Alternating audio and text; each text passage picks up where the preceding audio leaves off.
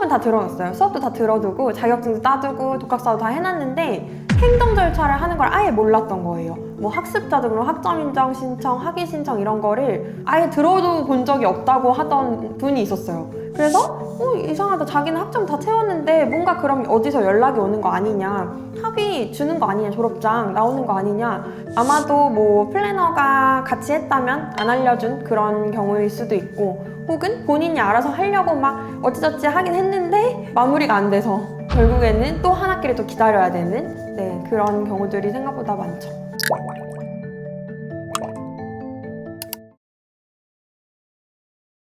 저는 크게 두 가지 정도로 생각할 수 있을 것 같은데, 첫 번째는 끝까지 완주를 못하는 학생들.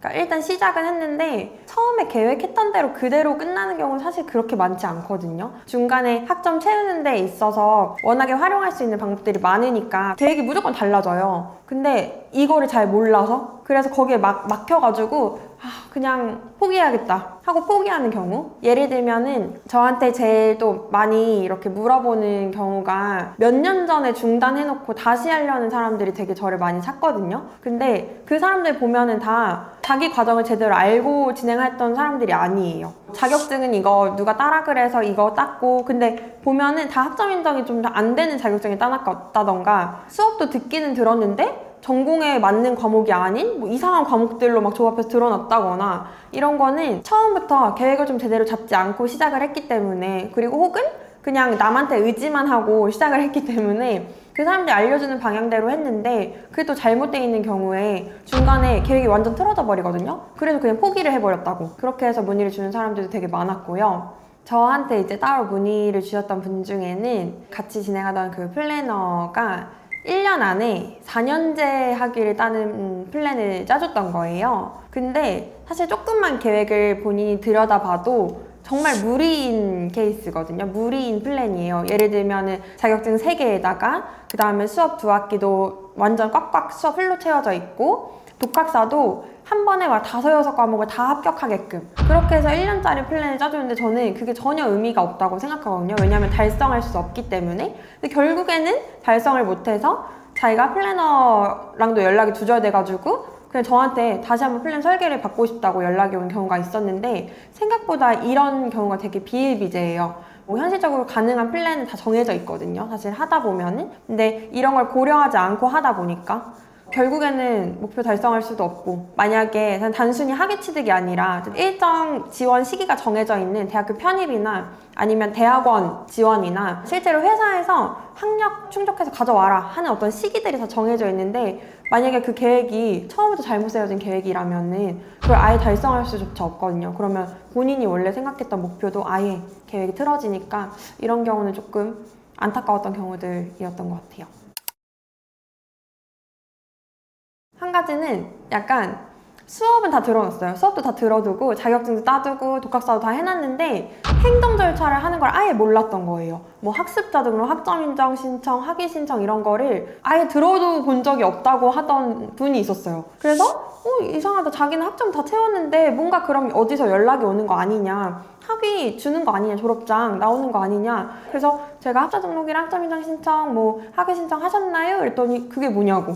네, 근데 저는 이게 되게 저같이 이걸 업으로 하고 있는 사람들한테는 이걸 몰랐다고? 약간 이렇게 생각이 들 수밖에 없는 케이스거든요. 그래서 아마도 뭐 플래너가 같이 했다면 안 알려준 그런 경우일 수도 있고, 혹은 본인이 알아서 하려고 막 어찌저찌 하긴 했는데 마무리가 안 돼서 결국에는 또 한 학기를 또 기다려야 되는 그런 경우들이 생각보다 많죠.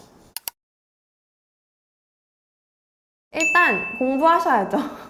그러니까 학점은행제에 대해서 공부를 많이 하셔야 되는 것 같고, 근데 이게 사실 쉽지 않거든요. 안 그래도 내가 빠뜨린 게 없는지를 알아내려는 건데 그게 나 혼자서 공부한다고 되는 게 아니니까. 그랬을 때는 아예 플래너에 대해서 안 좋은 인식을 가지신 분들이 이 영상을 보고 있다면 저는 그래도 플래너를 이용하라고 말은 할 것 같긴 해요. 그러니까 이용이라는 게 좀 나쁜 의미에서의 이용이 아니라 내가 결국에 인생에서 중요한 목표를 달성하기 위해서 이 학점행제를 하는 경우가 많은데 그래도 시간이랑 비용 적게 드는 게 아니거든요. 진짜 나는 완전 플래너 없이 플래너라는 사람 못 믿겠어 라고 생각하는 분들조차도 우선은 그들이 또 전문가이긴 하거든요. 그러니까 상담은 좀 받아보고 거시적으로라도 나만의 어떤 계획을 좀 정리할 수 있게 큰 틀을 좀 잡아달라는 식으로 좀 저는 활용을 했으면 좋겠고요. 근데 그러다 보면 어쩔 수 없이 내가 놓치는 부분들이 다 발견이 되거든요. 그게 현실적으로 가장 먼저 챙겨야 되는 부분? 나머지는 이제 좀 규정적인 부분이라 한 교육원에선 최대 몇 과목까지만 들을 수 있고 자격증은 어떤 걸 따야 학점 인정이 되고 이렇게 좀 세세하게 알아봐야 되는 것들이 훨씬 많기 때문에 저라면 한 학기 정도는 플래너랑 같이 해보고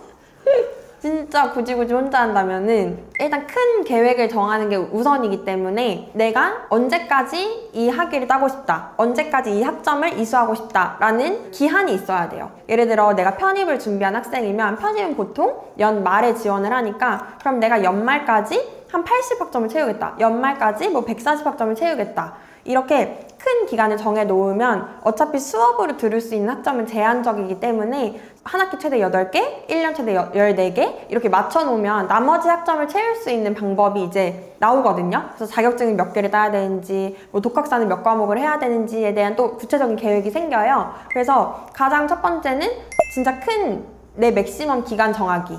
네, 그게 첫 번째인 것 같고, 두 번째는 이게 결국 그래서 내가 이 목표를 결국 달성하기 위함인데 이 플랜이 제대로 된 플랜인지를 계속 확인하기가 두 번째인 것 같은데 이거는 혼자 하는데 좀 한계가 많을 수는 있어요. 대신에 이제 유튜브나 이런 데 정보도 많고 혹은 그 국가평생교육진흥원 학점은행제를 총괄하는 그 기관에 전화하면 어느 정도의 틀은 좀 잡아주기는 하는 것 같아요. 그러니까 틀이라기보다는 내가 세운 게 맞는지 정도는 점검할 수 있는 부분들이 있을 것 같아서 뭐 그렇게라도 확인하기. 근데 대신 그분들은 좀 보편적인 답변만 줄 수 있다는 점 좀 유의해 주셔야 되겠지만 그래도 이게 제대로 학점 인정되는 자격증인지 뭐 독학사는 몇 개가 얼마나 학점 인정되는지 이런 거 정도는 상담을 또 해주시긴 하거든요. 그래서 그런 거는 그 진흥원의 도움을 받는 것도 방법이다. 그분들을 좀 많이 괴롭혀라. 네, 라는 게 저는 두 번째일 것 같고 세 번째는 그래도 결국에는 본인이 이걸 이행하지 않으면 결국에는 어떤 결과도 나오지 않거든요.